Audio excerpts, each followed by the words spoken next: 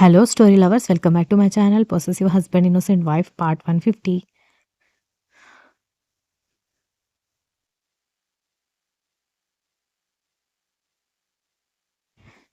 అమ్మీ, అబ్బు అయింది అని పాప ఏడుస్తూ రావడంతో అయ్యో ఏమైందని అడుగుతూ దగ్గరికెళ్ళగానే మమ్మీ చెల్లి అద్దు అంటుంటే వినకుండా టీస్ దగ్గర పోయింది, పురికొచ్చింది అనగానే వద్దంటుంటే చెల్లి చెట్ల దగ్గరికి పోయింది, పురుగు కరిచిందని కొడుకు చెప్తున్నాడని అర్థం కావడంతో అన్నయ్య వద్దని చెప్తున్నప్పుడు మరెందుకు చెట్ల దగ్గరికి వెళ్ళావు, ఇది మన ఇల్లు లాగా కాదు, ఇక్కడ పెద్ద పెద్ద పాములు ఉంటాయి అని చెప్పడంతో పాప కళ్ళు పెద్దవి చేసి చూస్తూ ఉంటే మీ డాడీ ఎక్కడ, మామూలప్పుడు వద్దంటుంటే భుజాల మీద ఎత్తుకొని తిరుగుతూ ఉంటాడు, ఇప్పుడెక్కడికి పోయాడు అని వెతుకుతూ ఉంటే బయట నులక మంచాల్లో కూర్చుని బాతాకాని కొడుతూ ఉండడంతో కోపంగా వెళ్ళి మామూలప్పుడు వద్దంటుంటే వాళ్ళని గారం చేసి మీ చుట్టుపక్కలే ఉండేలా చేసుకుంటారు, ఇప్పుడు పిల్లల్ని కాస్త గమనించొచ్చు కదా అని అడిగింది కోపంగా.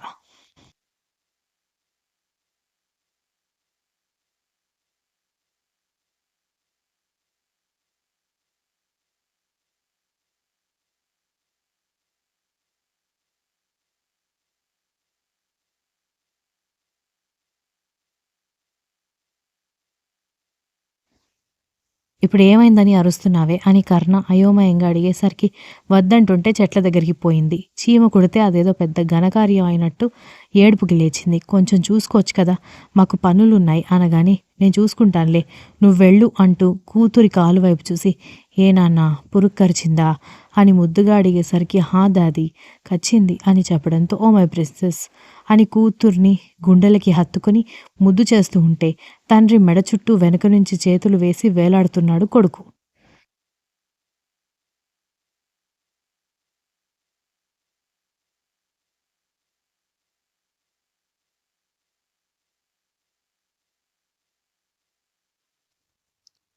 తాతగారు విశ్వనాథ్, వరుణ్ వాళ్ళ నాన్నగారు కర్ణ వైపు నవ్వుతూ చూస్తూ ఉంటే చిన్నప్పుడు వీడు కూడా ఇలాగే వద్దంటుంటే అల్లరి పనులు చేసి చీమ కుట్టిన దోమ కుట్టిన ఇల్లంతా ఏకం చేసేవాడు, ఇప్పుడు తన పిల్లల్ని బుజ్జగిస్తున్నాడు అనగాని అంతే కదా నాన్న, ఒక్కొక్క స్టేజ్లో ఒక్కొక్కలాగా ఉంటారు మనుషులు అని అన్నాడు విశ్వనాథ్.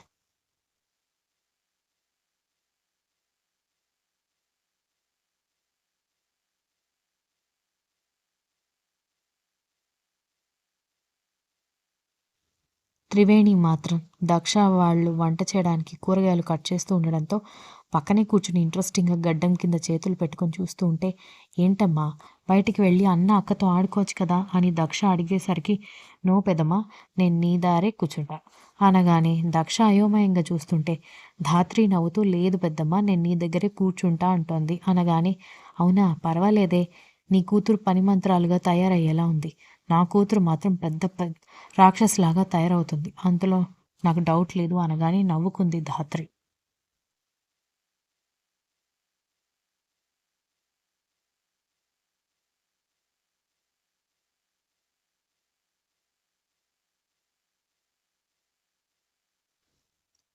అలా అనుకోవడానికి లేదే, పిల్లలు చిన్నప్పుడు ఒకలాగా ఉంటారు, పెద్దయిన తర్వాత ఒకలాగా ఉంటారు అనగాని అంటే ఏంటమ్మమ్మ నీ ఉద్దేశం అనగాని చిన్నప్పుడు కర్ణ తెగ అల్లరి చేసేవాడు, ధాత్రి చాలా సైలెంట్గా ఉండేది, వీడు బాగా అల్లరి పిల్లాడవుతాడు, అదేమో అమాయకురాలు నెమ్మదైన పిల్ల ఎలాంటి ఇంటికి వెళ్తుందో అనుకున్నాను కానీ ఇదేమో వరుణ్ణి బెదరగొట్టేస్తుంది, వాడేమో సైలెంట్గా వాడి పని వాడు చేసుకోవడం నేర్చుకున్నాడు అనగాని అదేమీ లేదులే, కూతురు కొడుకు పుట్టిన తర్వాత మీ మనవళ్ళలో చాలా మార్పులొచ్చాయి అని అంది దక్ష వెటకారంగా.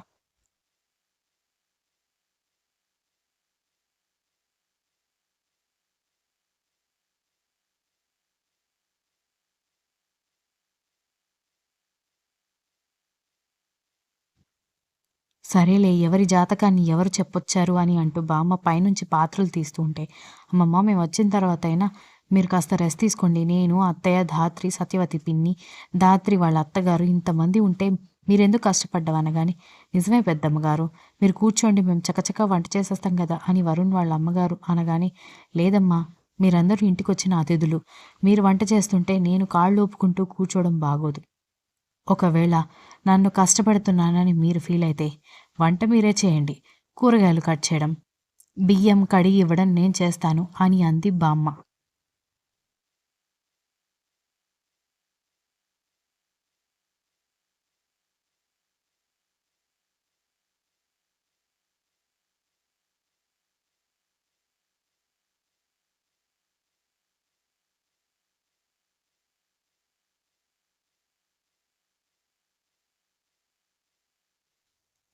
ఆ పని చేయండి అమ్మమ్మ, మాకు కూడా గిల్టీ ఫీలింగ్ లేకుండా ఉంటుందని అంటూ దక్ష వంట పనులన్నీ చూసుకుంటూ ఉంటే వసుంధర గబగబా ముందు అన్నం పొయ్యి మీద పెట్టేసి ముద్దపప్పు అప్పటికే రెడీ చేయడంతో కాస్త నెయ్యి వేసి పిల్లలు ముగ్గురికి అన్నం తినిపించడానికి బయటికి వెళ్ళిపోయింది.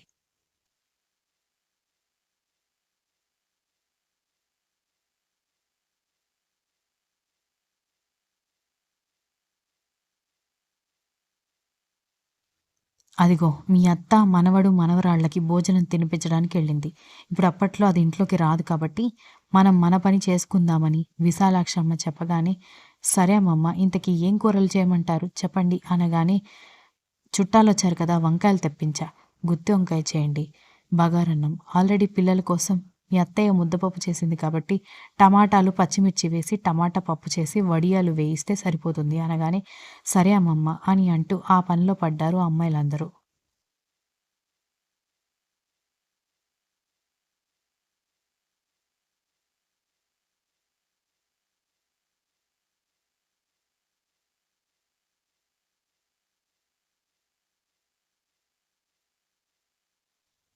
పిల్లలు పరుగులు పెడుతూ భోజనం తినకుండా అల్లరి చేస్తూ ఉండేసరికి కర్ణ పిల్లలు ముగ్గురిని ఎత్తుకుని వసుంధరికి పరిగెత్తే పని లేకుండా ముగ్గురికి అన్నం తినిపించే వరకు తనే ఎత్తుకున్నాడు. వరుణ్ కూడా సహాయం చేయడంతో ఎందుకో వసుంధరతో మాట్లాడడానికి బయటకొచ్చిన దక్ష ఆ దృశ్యం చూసి కోపంగా నడుముకి చేతులు పెట్టుకుని కర్ణ వైపు చూస్తుంటే వెనక్కి తిరిగిన కర్ణ దక్ష వైపు చూసి చచ్చింది గొర్రె అనుకున్నాడు.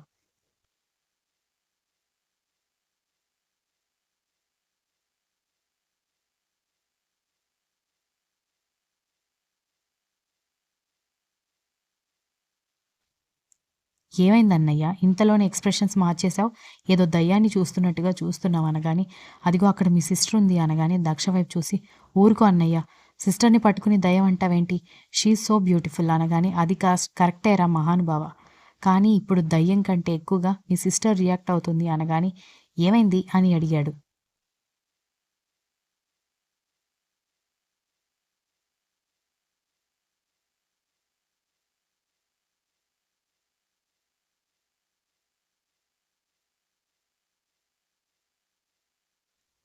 అది పిల్లల వెనక తిరుగుతూ ఎప్పుడు పాలు తాగిస్తున్నా, అన్నం తినిపిస్తున్నా నేనసలు పట్టించుకునేవాడిని కాదు. ఇప్పుడు మమ్మీ అనవసరంగా పరుగులు పెడుతుందని పిల్లల్ని ఎత్తుకున్నాను.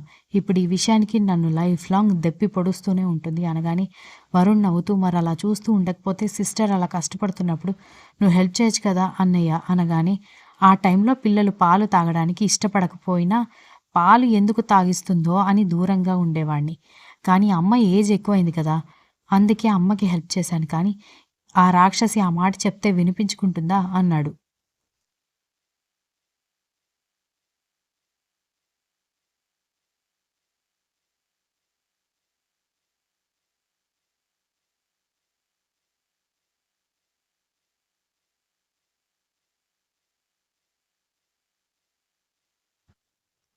అలాంటప్పుడు కాబోయే పరిణామాలని భరించాల్సిందే అన్నయ్య. ఆల్ ద బెస్ట్ అని నవ్వుతూ వరుణ్ వెళ్ళిపోవడంతో కర్ణ కంగారు పడుతూ పిల్లల్ని దించేసరికి అమ్మీ అంటూ వెళ్ళి దక్ష కాళ్ళని చుట్టుకోవడంతో మీరెళ్ళి రూమ్‌లో కూర్చోండి, నేనొచ్చి నిద్రపుచ్చుతాను అనగానే వాళ్ళిద్దరూ లోపలికి వెళ్ళిపోతే దక్ష అలిగి లోపలికెళ్ళిపోయింది.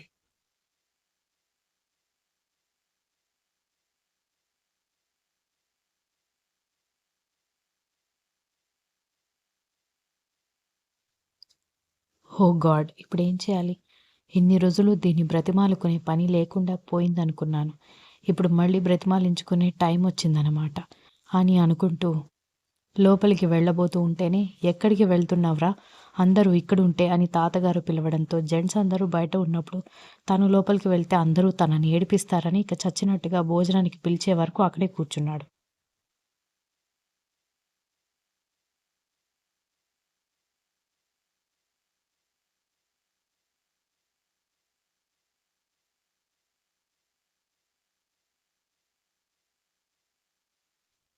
భోజనానికి పిలిచి అందరికీ అరిటాకులు వేసి కిందనే అందరికీ భోజనం వడ్డిస్తూ ఉంటే దక్షతో మాట్లాడాలనుకున్నాడు కానీ అతనితో మాట్లాడకుండా వెళ్ళిపోయింది దక్ష.